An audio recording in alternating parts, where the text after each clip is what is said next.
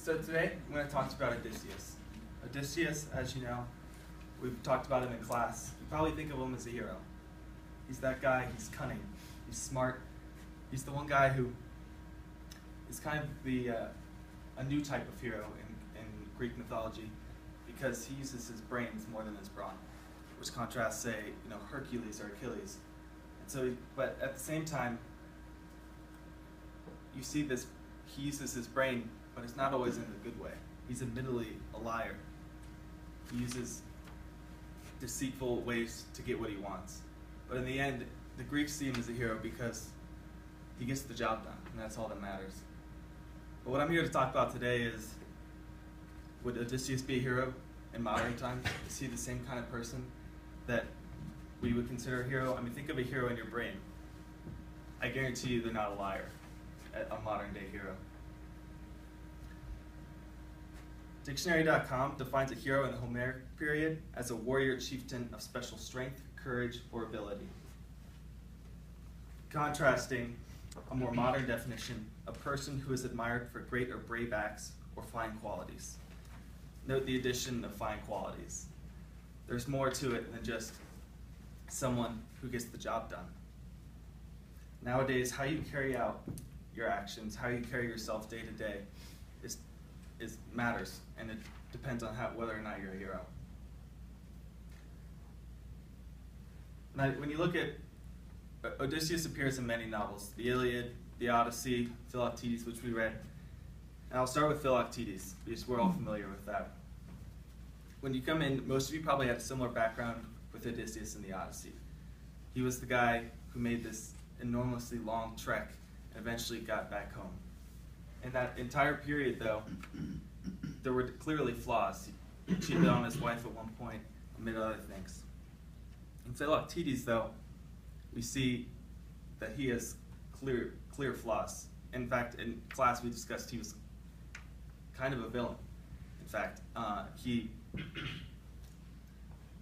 his cunning ability was shrouded in deceit, and basically we don't enjoy the way he treats Philoctetes.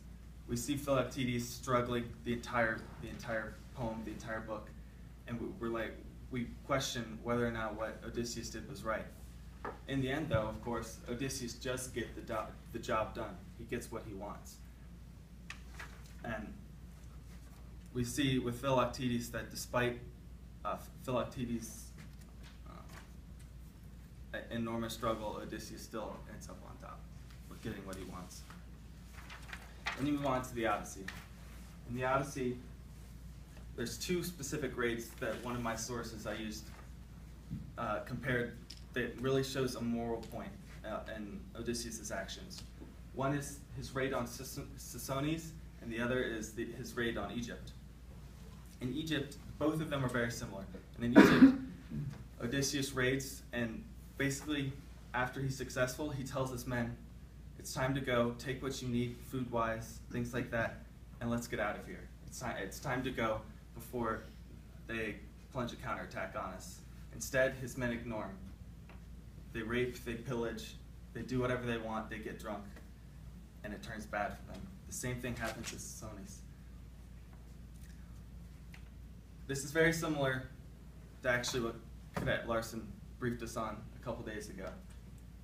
Because even though Odysseus maybe was trying to do the right thing, he told his men to get out of here, it doesn't matter, because his men still disobeyed him, and he's responsible for his men's actions. This is similar to Sherman, where we painted Sherman in our minds, as society does, as this villain, because his men are responsible for a lot of death, a lot of tragedy.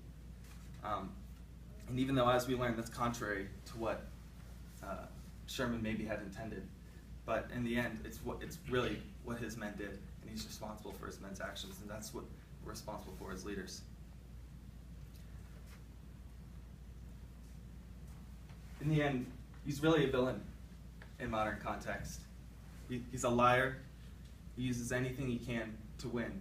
He puts glory and his ultimate goals and objectives above human rights, basic human rights, treating even Philoctetes as an animal, just leaving him out to die.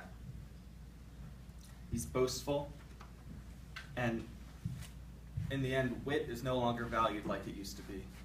His ability to get through a problem through deceit, if you do a similar thing today, it's not going to earn you very much respect.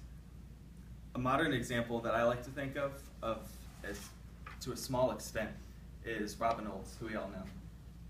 Robin Olds was a controversial leader in many ways because he didn't necessarily do the right thing all the time, but he got the job done. Now, the reason Robin Olds is still considered a little bit of a hero in my eyes, and probably yours too, is because he didn't do tragic things like leave people out to die or let his men rape and pillage after sacking a city. But that's just an example of the way you see the transition from the mythology to modern times of how you need to be a person who does everything right all the time and do it in the right way in order to be a good leader. Finally, the last example I have is torture. Philoctetes in many ways is kind of a torture to get what he wants. Odysseus uses Philoctetes, and then in the modern way, torture is it's controversial, but it's definitely considered at least the last resort. It's something that you definitely want to avoid at all costs, and something that Odysseus did in that case would be just outlandish, and even though you would get the job done, you wouldn't be considered a hero by any means in modern context. Thank you.